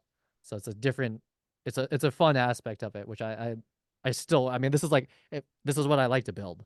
And luckily there's a business a business for it. But like yeah, I like building like the although different like mechanisms and like so the film industry's gotten way more robotic as time has gone on with gimbals. Right. It's like everything is like every drone. I have drones in this game too. They're all doing the same kind of gimbal math and they fly differently. So it's been a fun project. This is Chem Op Simulator to just try to build all of those types of machines and then have like filmmakers be able to kind of control them live in practice.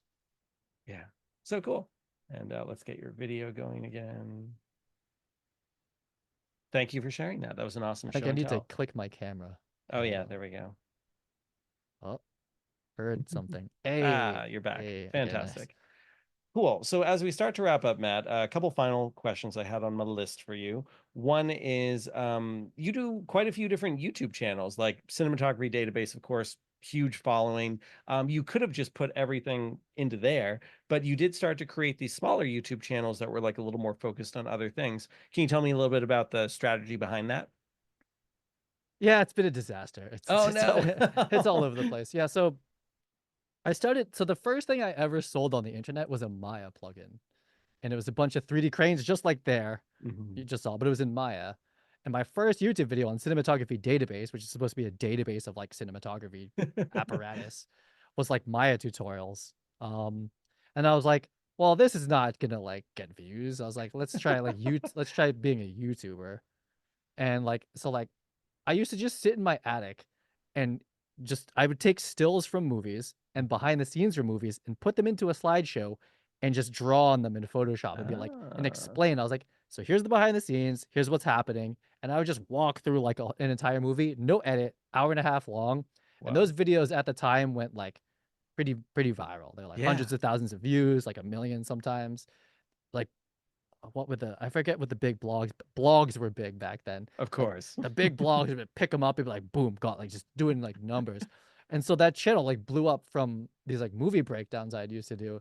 And so that channel, most of those people are like, they come back and they're like, where's the movie breakdowns, right? Because they were cinematography breakdowns. They'd be like, I was like, here's the crane, it's this type of crane, and here's the Mhm. shot from that crane, this is, so like, and like I would try to like content market like, and I'm making this 3D program, you should check it out, it's pretty By the cool. way.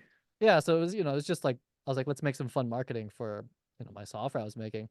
But anyway, that channel got really big off of that. That was like the Mhm. first like either like 100,000, 150,000 subscribers.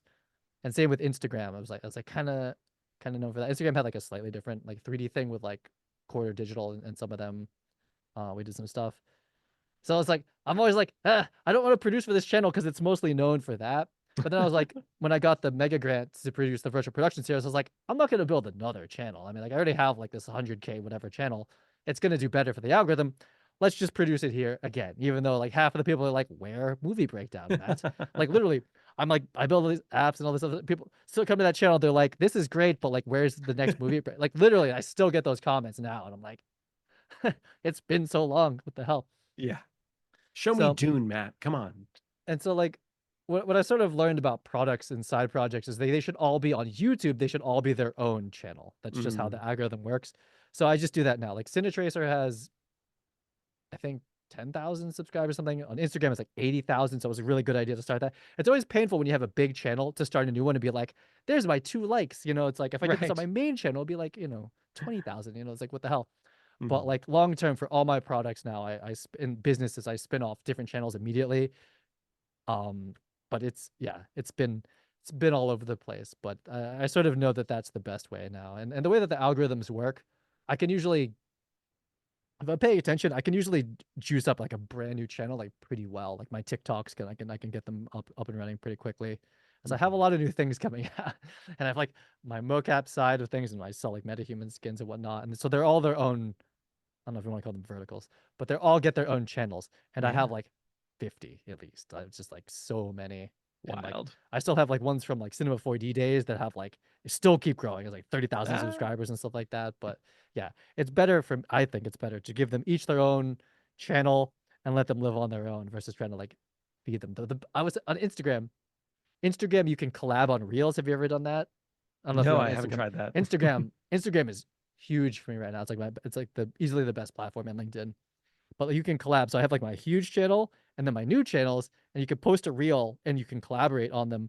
So it just shares the reel between them. So it's like posting a YouTube video, but it shows up on two channels and you share the engagement. Yeah. So that's been really good. So um my new apps, I've been able to like seed from my main channel to the other ones, and they're already like, I think they're over 10,000 now. It's like it's really fast to do that, so Wow. it's pretty nice. Yeah, social media keep changing. It's a it's a move. I used to make blogs. I used to Yeah. be a professional blog writer, YouTube breakdown maker, and whatnot. But like it's all very different now. How I think you market and build these types of hmm, channels these days. But yeah, it's a Yeah. disaster. It's like just like UEFN, just keeps changing every day. It's different. Like it's gotta keep trying. That's what I told you on LinkedIn. It's like if you posted that vertical, LinkedIn's gonna like it Right. a lot more. Um, Yeah. I they and just that they just will. that advice is much appreciated. I've been so lazy about this stuff, and I've had many opportunities where I thought like this should be its own YouTube channel or whatever, and I've been like, nah. And I've just got this insane mix of so many different things all under this YouTube channel I started when I was like 12 years old, and it's just like it's all there. But I'm sure the algorithm hates it. You're inspiring me though. Maybe I will start to try to create a couple new ones and see where it goes. I mean, that can work too, because if people come for you, then that's the common thread. Which there's that thought. But yeah, I think a lot of people are like, hey, I like this video. Let me binge watch just that type of content. Right. I think that's how I build out content these days. Is like, because like even if it's not upfront like viral or something like that, that doesn't really matter. People will go back and watch like the whole discography Oh if yeah. it's the type of content they want. Mhm. And so that's long tail sales type of strategy here. Yeah. It's like I'm gonna produce this and just keep so the people will find it later and it'll convert, that sort of stuff. But I do think that that's how people consume content when it's especially if you're going for like a sale from like a sales point of view. They're just like Yeah. they're like, what's this thing to like? Does it work? What does it do? And you have to tell. I forget what they always say. So you have to tell people like 7 times before they'll like actually buy it. And it's like Right.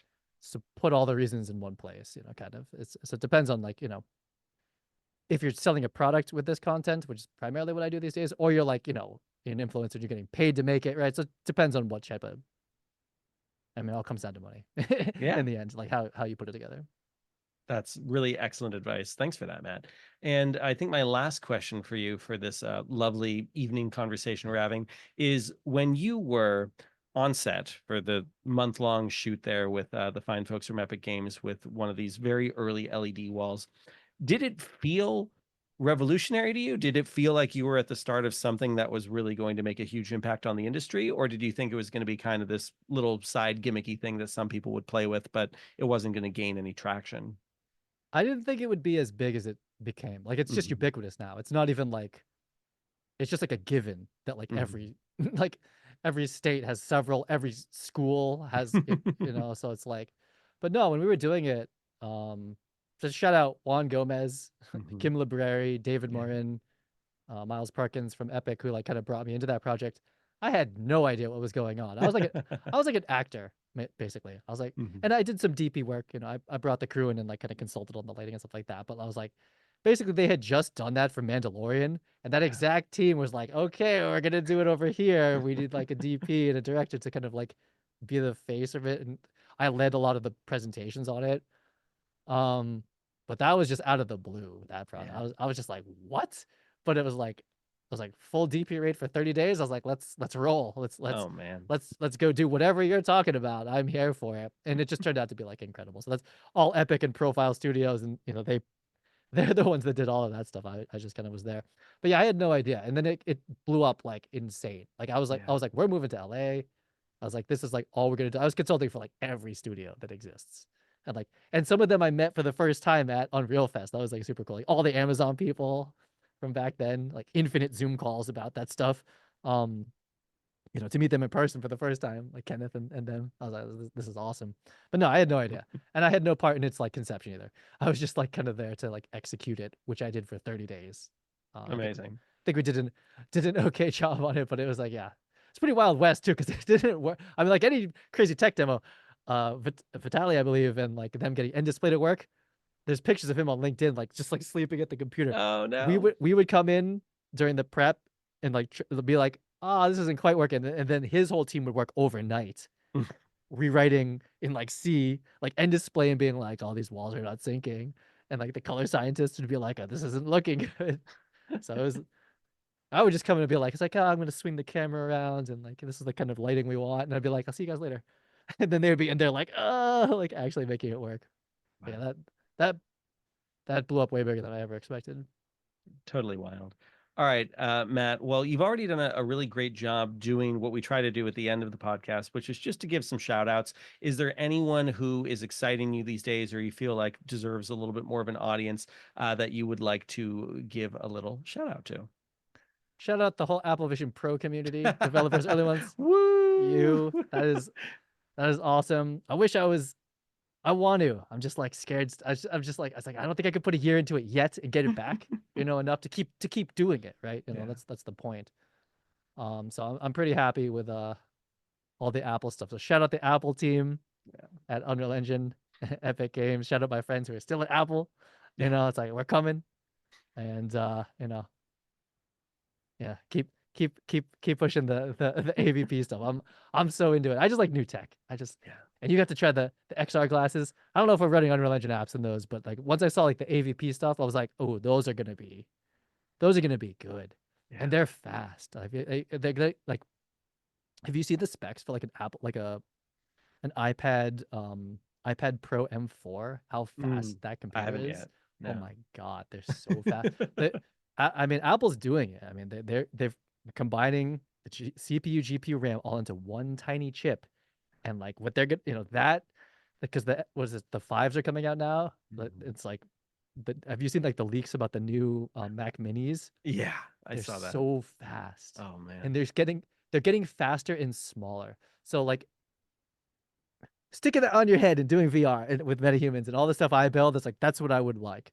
I Yeah. would like to be able to like that virtual Steadicam I'm building. I want you to do that in XR. Whatever form of that comes out, like that's what I want because it's like it's a training simulator. The best ones in VR and XR. It's just that that's a hard platform. Most filmmakers are not rolling like a Puget 4090 like you are. Right. And like, yeah, I got 8 base stations. It's too much, but like that ecosystem, like, yeah. So who's ever making that happen? Keep making that happen. Yeah. Oh man, I second that. Uh Thanks, Matt. And then finally, not where should people find you, but where would you like people to find you? Where out of your many, many hundreds of channels, if people wanted to be watching what you're up to or get in touch, how would you recommend they do that? It's an interesting one. I think LinkedIn is a pretty good one if we're on Mm-hmm. the professional side of thing. I met several people on the younger side. I told them at Unreal Fest, I was like, "Hey, you on LinkedIn?" They're like, No." I was like, am I old? Is this an old thing? Oh I was like, no. that's where like it's a real ID. I can kind of see your CV a little bit. I can kind of see like, but like maybe it's old and lame. It's not cool. But I was like, I still like LinkedIn. It's like if you like, you follow there or message me there, it's like I can kind of see like, is there common business? If not, not accepting. But it's like I can still you can still see the work I'm doing. Otherwise, it's like I don't know. I have a lot of channels, and if any of those products are like into your category, they my algorithms will find you. So it's Yeah.